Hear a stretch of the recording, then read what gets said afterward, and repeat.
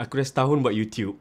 Jom kita tengok berapa aku dapat. Yes, this video is a bit special sikit di mana aku akan share berapa aku dapat from YouTube dan juga income-income lain yang aku dapat along with it. Berjam celik, kejap je masa berlalu. Sedar tak sedar dah setahun lebih dah aku venture into YouTube yang betul-betul serious doing all the videos. To be honest, last year kadang-kadang ada gap sikit lah di mana aku tak dapat meet aku punya goals untuk post one video per week. Kadang-kadang aku dapat dalam satu video ataupun dua video per month. Macam mana boleh startnya YouTube ni? Sebenarnya aku dah lama dah lah betul-betul nak put myself out there. Tapi sentiasa rasa ada self-doubt dan juga rasa macam tak tahulah, rasa tak cukup pandai. Tak tahu aku ni boleh bagi value to the others ke tak. However, end of December 2023, aku just cakap why don't aku just start and just act on it. At first, aku plan to start daripada Januari 2024 lah. Kenapa aku cakap macam tu? Sebab December tu aku baru start. Aku buat script, record dan edit semua tu. Tapi bila fikirkan balik, aku tunggu channel sekalipun, tak ada beza sangat pun. So, baik post je. So, that was the first time aku start posting dekat YouTube. Kau boleh je filter tengok balik video-video awal aku dulu.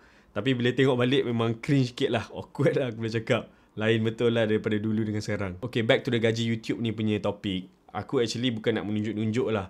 The reason why aku buat video ni is actually untuk inspire other creators out there. Ataupun orang yang betul-betul nak start. Kau tengok video ni supaya kau boleh dapat inspiration sikit lah. Dan sebab aku personally dulu memang suka tengok this kind of videos lah. Macam mana orang tu start from zero and dia boleh berjaya, dapat duit dan juga macam mana dia boleh kembangkan dia punya personal branding dan juga business. This video will be a quick check jugalah untuk aku dan juga aku plan memang untuk be much more transparent since aku punya journey ni memang start from zero dan juga aku harap this financial channel ni boleh grow much more bigger from time to time. So yeah, without further ado, jom kita zoom in dekat aku punya YouTube Analytics. In total for 2024, aku dapat 124,000 views and aku dapat 6.7 ribu hours of watch time, around 2,800 subscriber for 2024. Dan kalau kita tengok, kita end up dekat December 2024, total aku dah 2,950 subscribers. And yes, in total aku dapat, drum roll sikit, RM448.32 daripada YouTube AdSense. Actually, kalau tengok balik tak adalah banyak sangat pun. Kalau kau betul-betul compare dengan aku punya time spend dan juga hard work yang aku put dekat channel ni sendiri.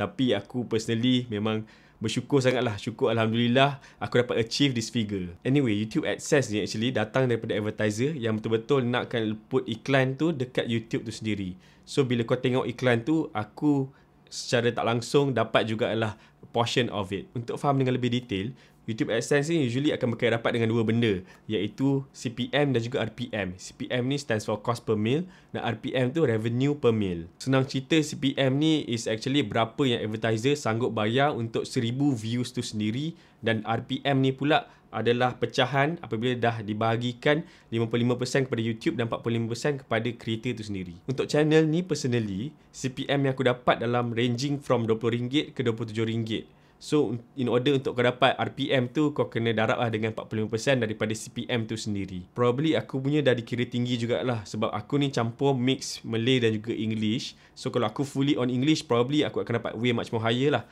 Tapi, because of my topic iaitu finance, personal finance, business related semua ni, is actually is on the higher end lah. The reason dia tinggi is actually because advertiser are willing to pay more untuk advertise diorang punya products. Back to the story, probably aku boleh walk you through the journey lah. So, in order untuk kau monetize kau punya channel, kau perlukan 1,000 subscriber dan juga 4,000 watch hours. Aku personally rasa susah dekat 4,000 watch hours tu sendirilah. Sebab most of aku punya video dalam 4 ke 8 minit macam tu. So, dia tak lama. So, orang punya watch time tu, orang watch hours tu kurang sedikit lah. In terms of timeline aku punya channel ni, specifically, after 2 months iaitu bulan March, aku berjaya dapat 1,000 subscriber tu. Awal Jun aku berjaya dapat 2,000 subscriber. Dan pada 1 Julai 2024, aku berjaya monetize aku punya channel ni. To be honest, waktu dah monetize tu, aku motivated gila sebab aku sendiri rasa tak sabar untuk tengok hasil aku sendiri. In order untuk kau keluarkan duit tu, kau kena meet dia punya minimum requirement lah,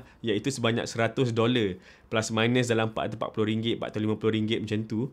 And Alhamdulillah, syukur Alhamdulillah aku dapat meet this requirement by end of December 2024. Aside from YouTube AdSense tu sendiri, aku juga dapat affiliate income. Affiliate income ni coming from sesiapa yang gunakan aku punya code link tu kalau dia nak sign up on specific apps, ataupun kalau kau beli barang gunakan code aku So aku dapat a bit commission lah, partial commission out of it. Surprisingly, affiliate income aku walaupun channel aku quite small, actually quite okay jugalah. The breakdown of affiliate income aku, nombor 1 is Luno, aku dapat RM1,250 worth of Bitcoin. Nombor 2, Versa, aku dapat RM560, dia deposited tu aku punya Versa Growth I account. Nombor 3, Wahid Invest, aku dapat RM210 deposited tu aku punya Halal ETF account. Nombor 4, ASNB Ria, aku dapat RM410 deposited tu aku punya aggressive portfolio. And lastly is Coffee Break. Aku dapat RM160 worth of cash. Coffee Break ni is a bit different sikit as compared to investing apps yang aku cover tadi tu. Coffee Break ni is actually much more focusing on email newsletter lah.